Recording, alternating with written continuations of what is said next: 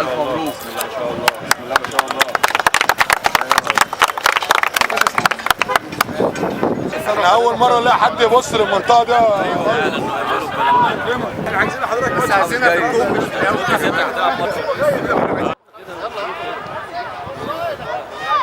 كلهم يطلعوا تعالى علاء علاء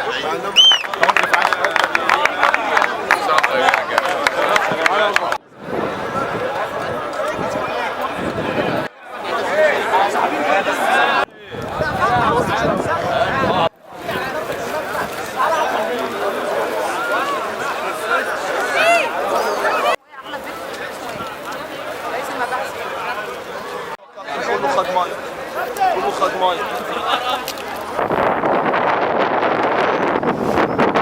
اللي احنا بنعمله دلوقتي حضراتكم، اولا لازم اشكر الناس كلها اللي قاعده معانا وعزمناهم معانا على الفطار. دي تقليد مختلف المره دي، احنا عزمنا الناس اللي اشتغلوا.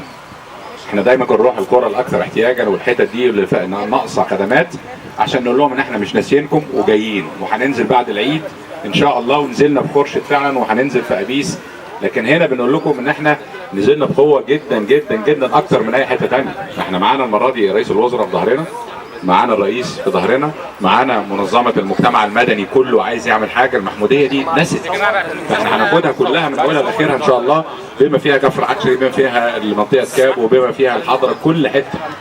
فانتظرونا ان شاء الله، احنا شغالين اهو. دي بدايه صغيره بس عشان نوريكم العينه، وان شاء الله نحسن الخدمات اكتر واكتر. ساعدونا بقى ان احنا هننزل منظومه للحفاظ على المناطق كلها. لما ننزل مثلا منظومه الكمامه ساعدونا انتم ان احنا نحتفظ بيها. لما ننزل منظومه الصرف الصحي وكذا وكذا، ارجوكم امنعوا البناء المخالف. البناء المخالف ده هو سبب المشاكل كلها. بس اللي بيشتغل معايا يوميا عارف ان احنا بننام تقريبا 3-4 ساعات وبنشتغل عشان في حاجات كتير قوي كانت منسيه في اسكندريه. فاحنا بنحاول نرجعها. هطلب منكم بقى طلب حاجه واحده بس، الصبر. الصبر، هي مش هنقدر للاسف نخش في كل حته. تمام؟